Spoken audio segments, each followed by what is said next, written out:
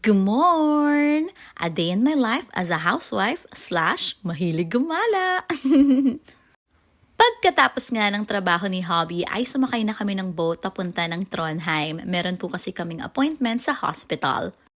Bilang immigrant dito sa Norway ay mag-reach out sa iyo ang health center ng iyong location para ikaw ay matest. Sila kasi ay merong tuberculosis control na project. Ibig sabihin gusto nilang itest ang mga taong pumapasok at titira dito sa kanilang bansa para masigurado na healthy ang lahat ng tao. Bale, binigyan lamang kami ng instruction kung saang hospital pupunta at kami nang bahala kung anong oras at kailan depende sa aming availability. Dito nga rin pala sa Norway ay nakakatuwa ang kanilang transportation system dahil nagbayad na kami sa boat kanina simula sa aming town ay libre na dito ang bus pagbaba mo dito sa Trondheim. Dadalhin ka na nito, pipiliin mo kung anong bus ang sasakyan mo base sa iyong destination at ibababa ka nila doon ng libre. Nakarating na nga pala kami sa St. Olav's Hospital. Malaki ito guys. Lahat ng nakikita ninyo ay parte ng hospital na ito. Mukha siyang iba-ibang mga buildings pero iisang hospital lang yan. Iba-iba nga lang ang department. Ito nga palang pupuntahan namin sa Gastrocenteret.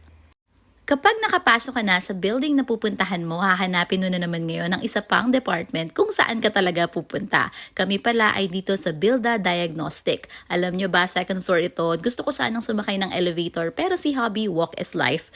Fast forward, natapos na nga po ang aking x-ray. Akala ko nga sa live test ang gagawin sa akin pero x-ray pala. Mas matagal pa yung paghihintay namin kesa dun sa pag-x-ray sa akin. Dahil nga natapos na namin yung test para sa akin, kami naman ay naghanap ng makakainan ni Mr. Dito po kami dinala ng aming mga paa sa McDonald's or talaga namang dinala ko si Mr. dito. Ayan nga po at nagkamali pa ako ng pagbukas dahil akala ko ay push, yun pala ay pull. Wala naman kasing nakasulat sis. Alam nyo ba guys, madilim na pero 4 PM pa lang ng mga oras na yan dahil kasi dito sa Norway ay nadagdagan na naman po ng isang oras ang difference natin sa Pilipinas. Last week 6 hours lang, ngayon ay 7 hours na naman. Naalala ko lang nung LDR pa kami ni Mr. ay siya nagsasabi sa akin na lalo daw nadagdagan yung time difference namin. At noon hindi ko siya maintindihan pero ngayon at least magkasama na po kami. Heto na nga at mapapalaban na tayo sa kainan. Kain tayo mga mare. Yeah.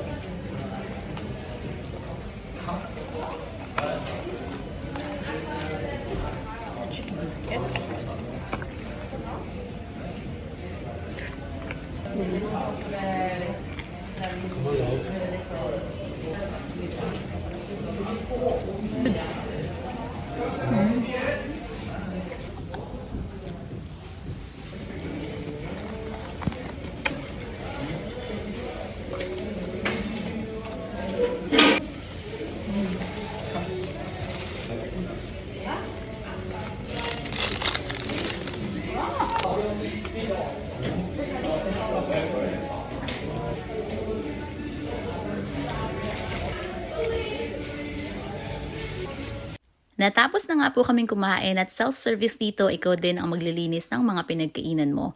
Dito naman po kami sa aming next test. Si Habi naman ang merong test at ibang hospital naman po itong aming pinuntahan. Fast forward, natapos na po kami at pauwi na kami ni Mr. Pero sabi ko sa kanya, mag-ikot-ikot muna kami at maghanap ng Asian store.